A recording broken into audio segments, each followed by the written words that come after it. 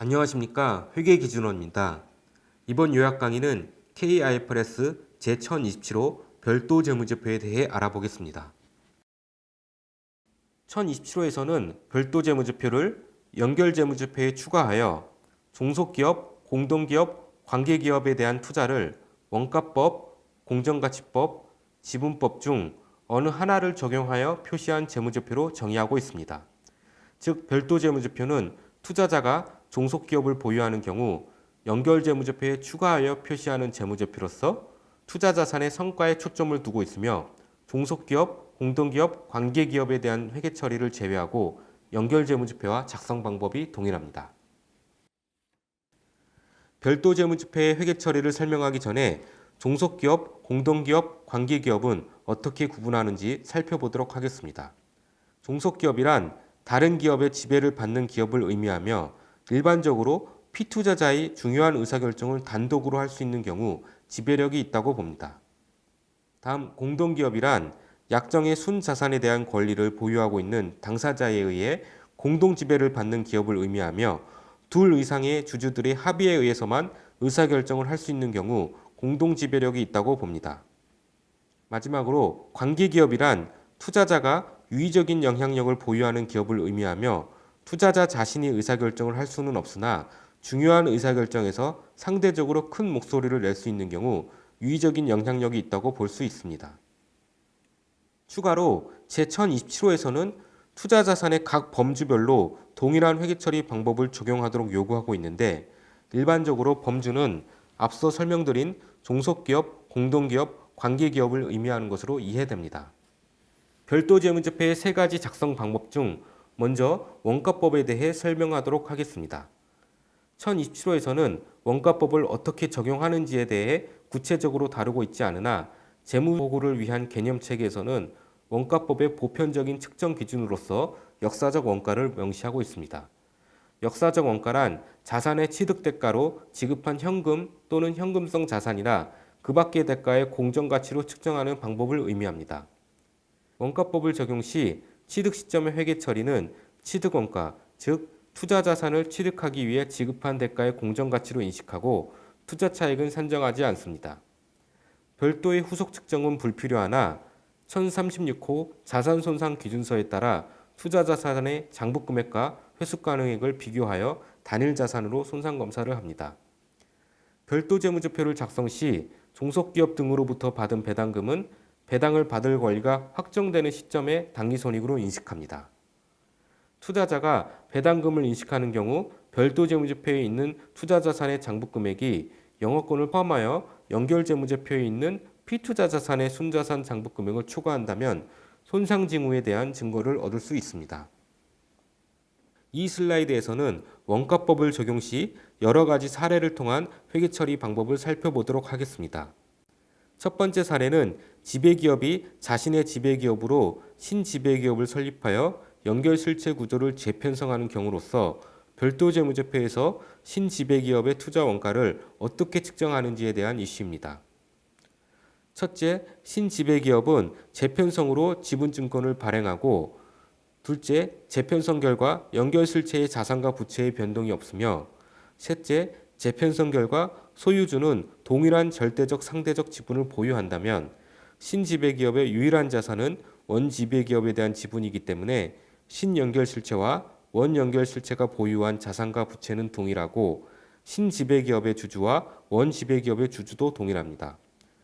신지배기업은 원지배기업의 별도 재무제표상 자본총계에서 자신의 지분에 해당하는 장부금액으로 투자원가를 측정합니다.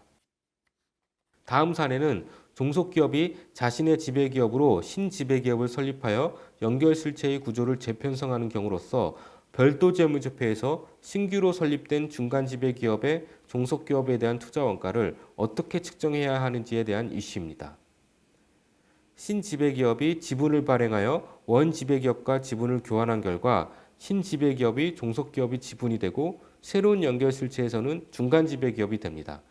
신지배기업의 유일한 자산은 종속기업에 대한 지분이기 때문에 신지배기업이 연결실체가 보유한 자산 및 부채는 종속기업이 보유한 자산 및 부채와 동일합니다.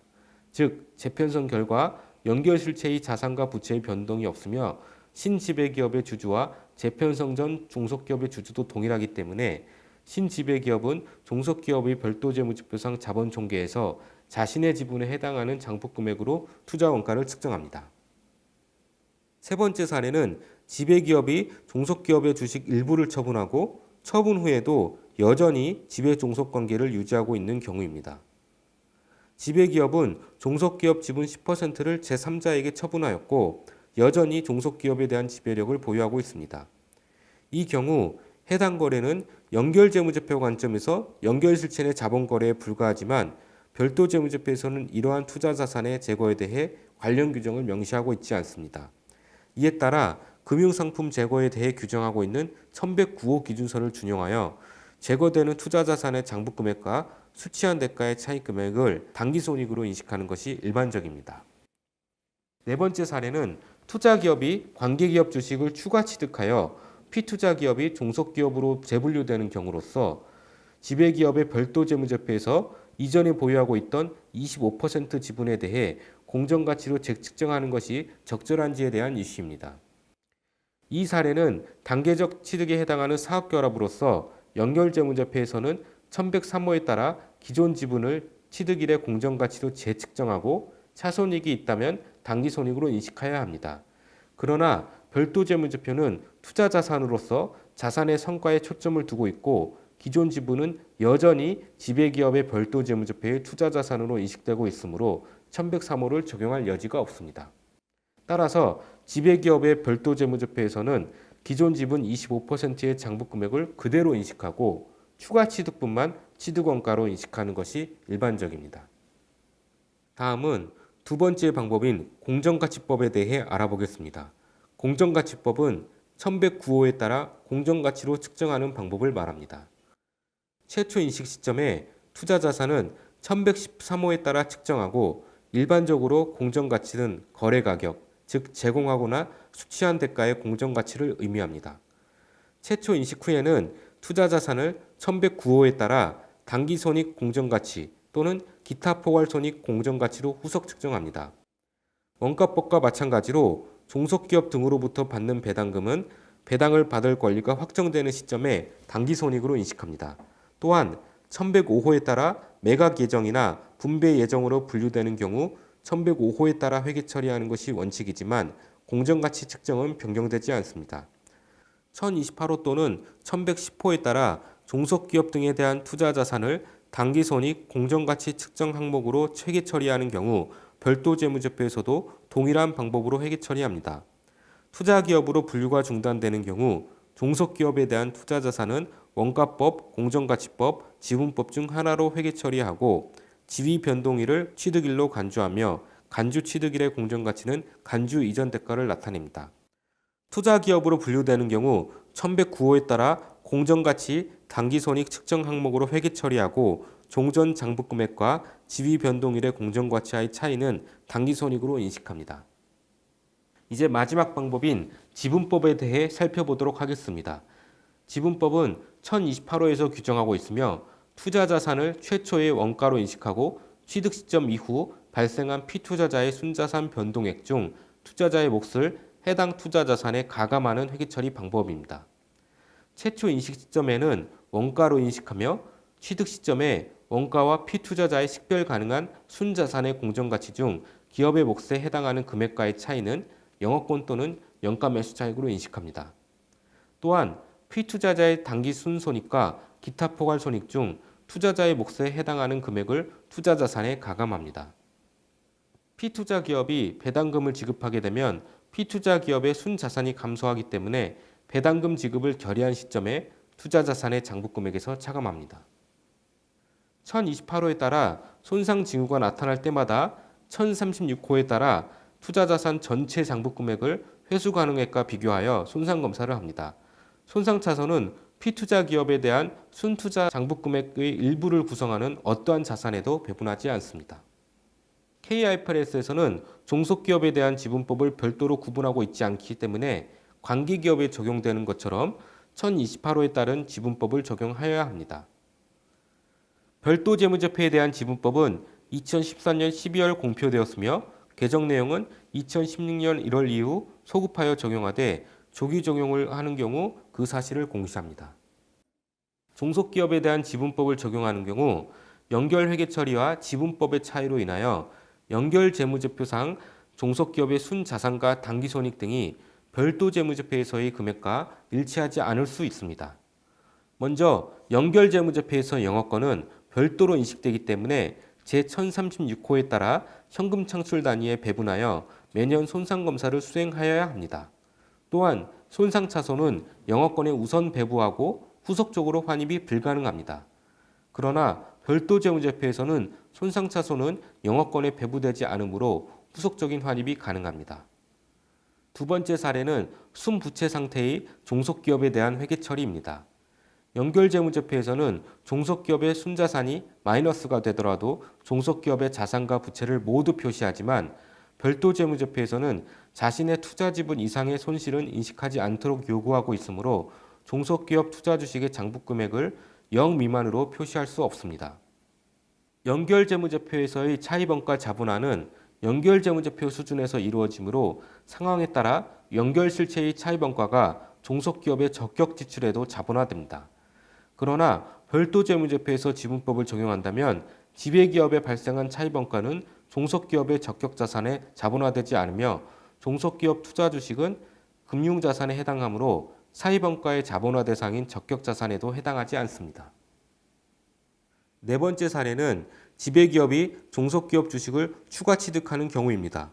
구체적인 현황을 살펴보면 지배기업은 종속기업 지분 10%를 추가 취득하였고 여전히 종속기업에 대한 지배력을 부여하고 있습니다. 연결재무제표 관점에서 이 거래는 연결실체 내의 자본거래이므로 취득대가와 장부금액의 차이는 자본잉여금 또는 자본조정으로 회계처리하지만 별도 재무제표에서는 종속기업 주식의 추가 취득은 1028호에 따른 방법론을 적용하여 추가 취득한 지분에 대해서만 취득법을 적용하여 투자차익을 산정합니다. 또한 종속기업 주식 일부를 처분하는 경우 연결재무제표에서는 그 처분가액과 장부금액의 차이를 자본 변동으로 회계처리하지만 별도 재무제표에서는 처분손익을 당기손익으로 인식하고 이전에 기타 포괄손익으로 인식했던 손익이 당기손익으로 재분류되는 경우라면 관련된 부분을 당기손익으로 재분류합니다. 이제부터는 별도 재무제표 작성 시 비교 표시에 대한 사례를 살펴보도록 하겠습니다. 기업은 전기에 지분법을 적용하였으며 단기에 35%의 지분을 추가 취득하여 지배력을 보유하게 됩니다. 이 경우 전기에는 종속기업이 없었으므로 개별 재무제표만을 작성하고 별도 재무제표는 연결 재무제표에 추가하여 작성하는 재무제표이므로 작성하지 않습니다. 여기서 개별 재무제표는 연결 대상 종속기업이 없는 연결 재무제표로 이해할 수 있습니다. 단기에 종속기업을 취득하는 경우 연결 재무제표와 별도 재무제표를 작성합니다. 다만 1110호에 따라 연결이 면제되거나 1028호에 따라 지분법 적용이 면제되는 경우 유일한 재무제표로서 별도 재무제표만을 작성할 수 있습니다. 참고로 종속기업의 취득은 재무보고의 실체가 변경되는 것이므로 정기와 단기에 서로 다른 회계처리를 그대로 보여주는 것이 적절하며 정기재무제표의 소급 제작성은 적절하지 않습니다. 단기 연결재무제표에 비교 표시되는 정기재무제표는 연결재무제표와 작성 방식이 동일한 개별재무제표가 되고 단기 별도 재무제표에 비교 표시되는 정기재무제표는 별도 재무제표를 신규 작성 후 단기와 정기의 회계 정책이 일치하도록 소급 적용하여야 합니다. 즉 단기와 비교 기간 간 서로 다른 측정 방식을 적용하여 비교 표시하는 것이 적절하지 않으므로 1027호에 따라 관계기업을 측정한 별도 재무제표가 비교 표시되어야 합니다. 별도 재무제표 비교 표시와 관련하여 두 번째 사례는 종속기업 주식 일부를 처분하여 연결 대상 종속기업이 없는 경우입니다. 현황을 보면 단기의 기업은 종속기업 지분 35%를 처분하여 종속기업에 대한 지배력을 상실하였습니다. 이 경우 정기에는 종속기업을 보유하고 있었기 때문에 연결재무제표에 추가하여 별도 재무제표를 작성합니다. 단기에는 지배력을 상실하여 더 이상 연결대상 종속기업이 없는 경우 개별 재무제표만을 작성합니다. 앞서 설명드린 바와 같이 개별 재무제표는 연결대상 종속회사가 없는 연결재무제표의 개념으로 볼 수 있으므로 비교대상 정기재무제표는 연결재무제표가 적절하고 별도 재무제표는 개별 재무제표와 회계 처리 방법이 다르기 때문에 비교 표시 재무제표로 부적절합니다. 마지막으로 별도 재무제표상 공시에 대한 내용입니다. 별도 재무제표를 작성하는 경우 기업은 재무제표가 별도 재무제표라는 사실과 법적 규정이 아닌 경우 별도 재무제표를 작성한 이유를 공시하여야 합니다. 이 예시에서는 이 재무제표가 KIFRS에 따른 별도 재무제표라는 사실을 명시하고 있습니다. 또한 기업은 투자자산의 회계처리 방법에 대해 설명하여야 합니다. 이 예시에서는 종속기업 및 관계기업에 대한 투자를 제1027호에 따른 원가법으로 회계처리하였다는 사실을 설명하고 있습니다. 추가로 기업은 종속기업, 공동기업, 관계기업에 대한 유의적인 투자의 목록을 공시하여야 합니다. 이 투자 목록에서는 피투자자의 명칭, 피투자자의 주된 사업장, 그리고 피투자자에 대한 소유지분율이 포함됩니다. 참고로 별도 재무제표만을 작성한 경우에는 그 사실과 연결 재무제표를 작성한 상위 기업의 명칭 및 주요 사업장, 그리고 이러한 연결 재무제표를 입수할 수 있는 주소를 공시하여야 합니다. 이상으로 1027호 별도 재무제표 요약 강의를 마치겠습니다. 감사합니다.